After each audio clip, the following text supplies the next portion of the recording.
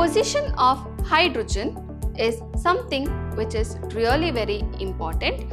Hydrogen is the most abundant element, that is 70% of the universe alkali metal. I told you with two groups there are resemblance. So first resemblance, so it can combine with carbon and nitrogen, which is a non-metal, to form covalent compounds.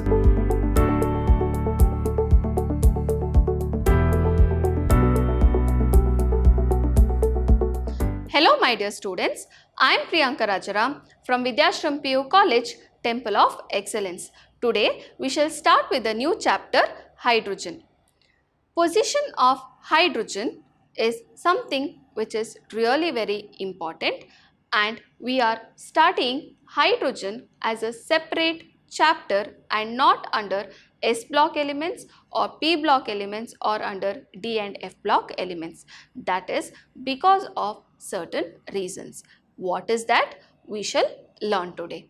Hydrogen is the most abundant element, that is 70% of the universe has hydrogen, and it's the third most abundant element in the surface of the globe, that is 15.4%.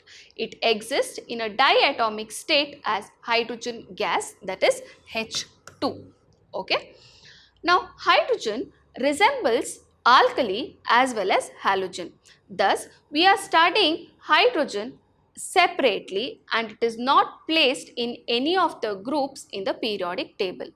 What are the actual reasons for that? We shall learn here. First thing is, the properties of hydrogen are similar to alkali metal and halogens. That is, they lose an electron and become H plus ion, but as the size of the H plus ion is very small, they do not exist freely. They always are associated with some atoms or molecules, and the size of H plus ion is 1.5 into 10 power minus 3 picometer, while comparing it to the normal atomic size, that is 50 picometer to 200 picometer. You can see the size of H plus ion is really very small, isn't it? Thus, due to the unique behavior, because it shows properties of two different groups, also when it loses an electron, it is not existing freely and the size of the ion is really very small.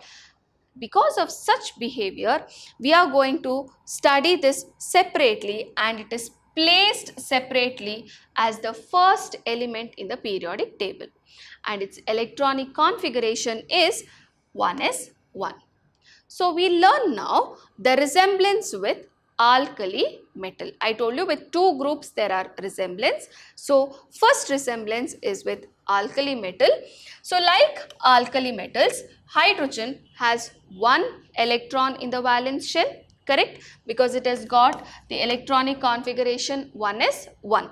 So like alkalis, one electron in the valence shell. It can lose this electron and get the oxidation state of +1, just like alkali metals. So that is, it has got +1 oxidation state. Also, hydrogen forms oxides, halides and sulfides and many other binary compounds with electronegative elements, just like alkali metals. Okay, so just like alkali metals, hydrogen can also react with oxides, halides and sulfides. So these are the resemblance with alkali metal. Next we will learn resemblance with halogens. I told you it will also resemble with halogen, isn't it? So what is the resemblance? Both contain one electron less to the nearest noble gas configuration. Now hydrogen has got 1s1 electronic configuration and the noble gas is helium. First helium it is there. So this electronic configuration is 1s2. So it is short of only one electron. Just like fluorine and neon, if you see, fluorine is the first halogen which is present.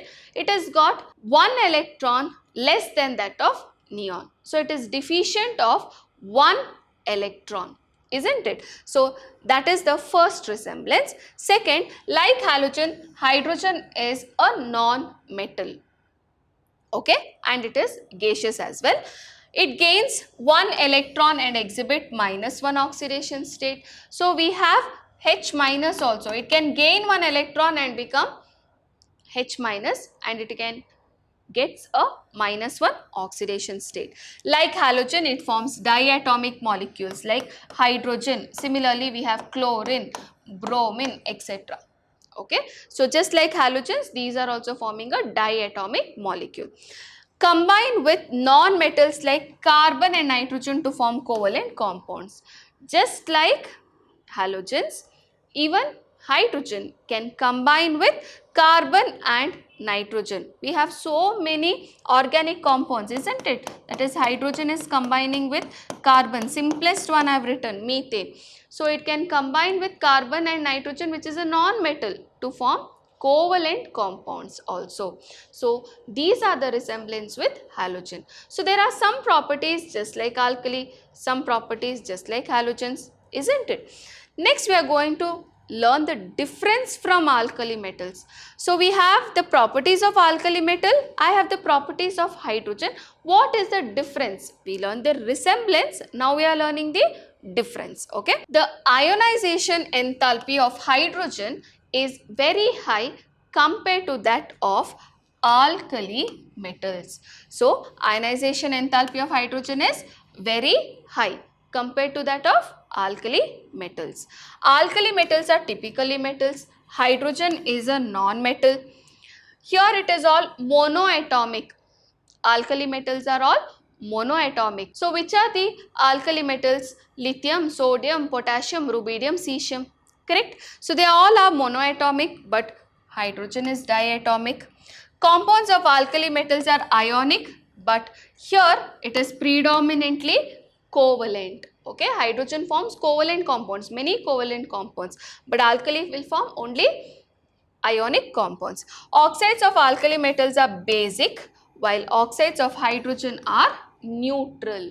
Okay, so these are the differences between alkali metals and hydrogen. Next we learn the differences of hydrogen and halogen.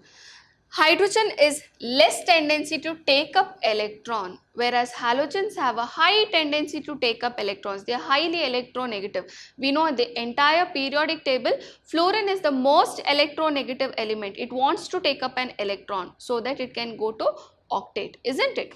But when if you compare hydrogen with halogen, hydrogen has not so high tendency compared to that of halogen to form a negative ion or an anion.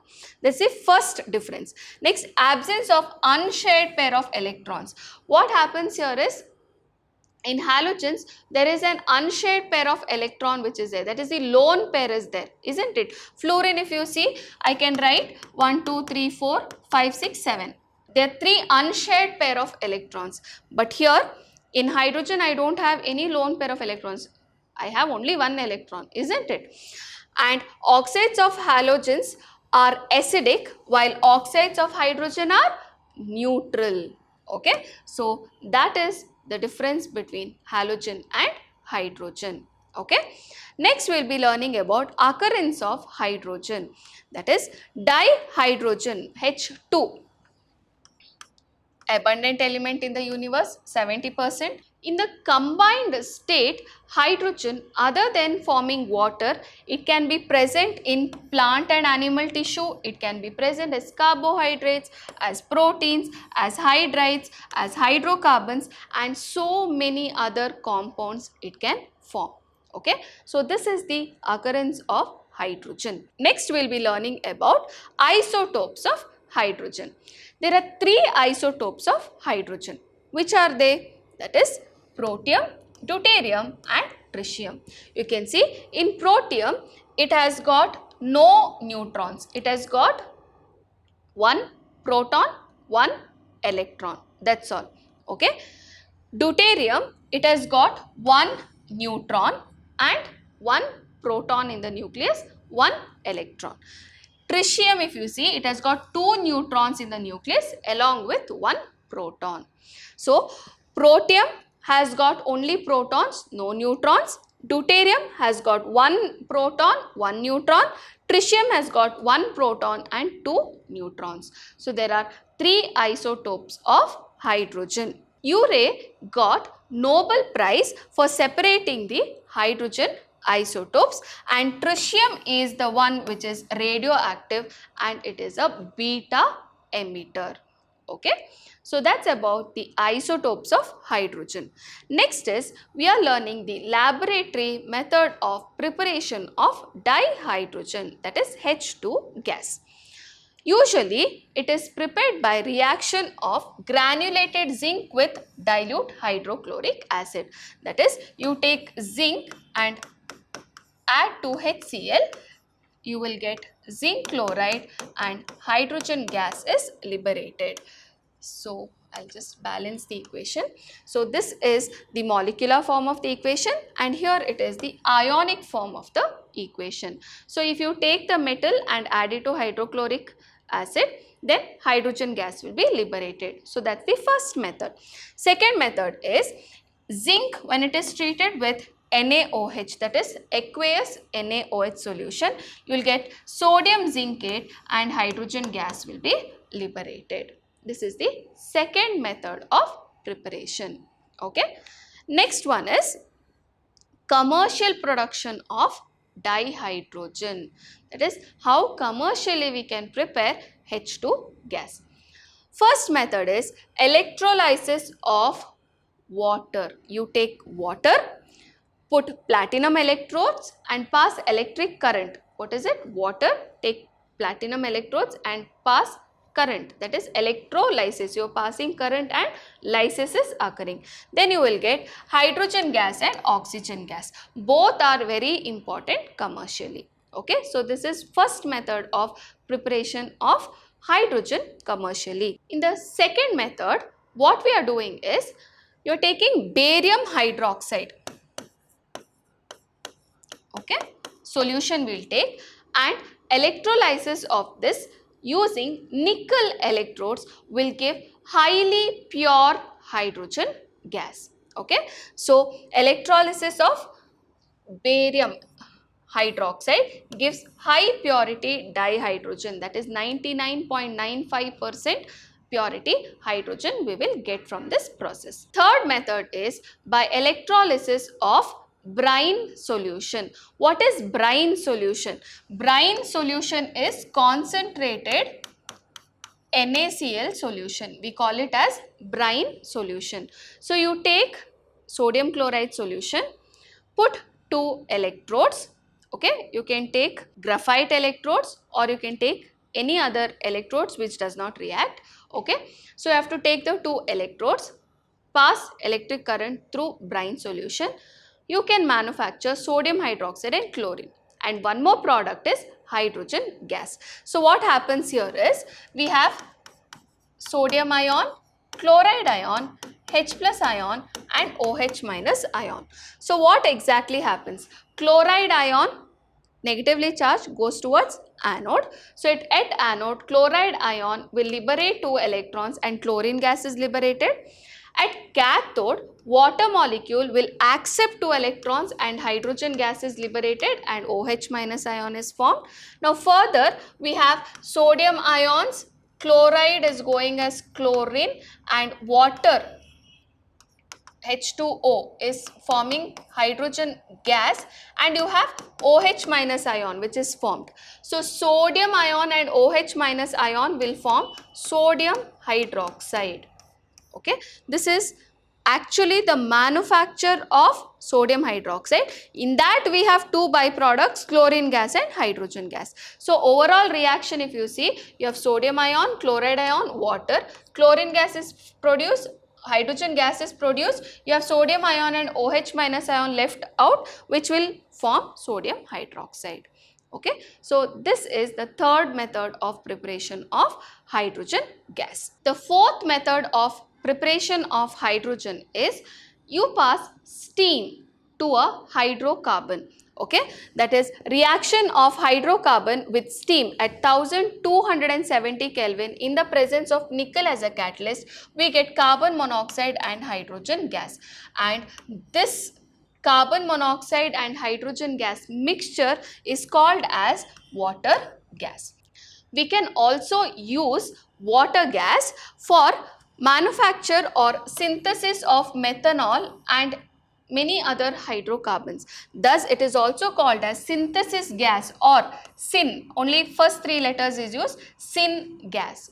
So, carbon monoxide with hydrogen mixture is called as water gas, or it is also called as syn gas. And the manufacture of syn gas, you want only syn gas, and that manufacture is called as coal gasification. Okay, that is, you take coke, water, you pass steam, actually it's not water, steam at 1270 Kelvin, you will get carbon monoxide and water, which is called as syn gas. Okay, and this process is called as coal gasification. These two questions are very important for your exam. What is coal gasification, what is water gas, or what is syn gas? Okay, next is, so if we take syn gas and again if you are passing steam and letting it react, that is carbon monoxide of which gas? Of syn gas reacts again with steam in the presence of iron chromate as a catalyst. What is it? Iron chromate as a catalyst. We will get carbon dioxide and hydrogen gas, that is hydrogen gas can be prepared. That is the sixth method of preparation, and this reaction is also called as water gas shift reaction. Why? You have two gases, okay, that is, this is actually water in the steam, form of a steam. So what happens here, you are converting the water completely into a gas. So we call it as water gas shift reaction. Okay, carbon dioxide, which is can be removed by scrubbing with sodium arsenite solution. That is, you have two gases, you have to separate the two gases, you are allowing the carbon dioxide to react with sodium arsenite solution, so that you will have only pure hydrogen which is produced. Okay, so that's about the preparation of dihydrogen. So I hope you have understood. Next class we will be studying about the properties of hydrogen, hydrides, and about water and chemical properties of water. So thank you my dear children. See you next class. Stay tuned, stay focused.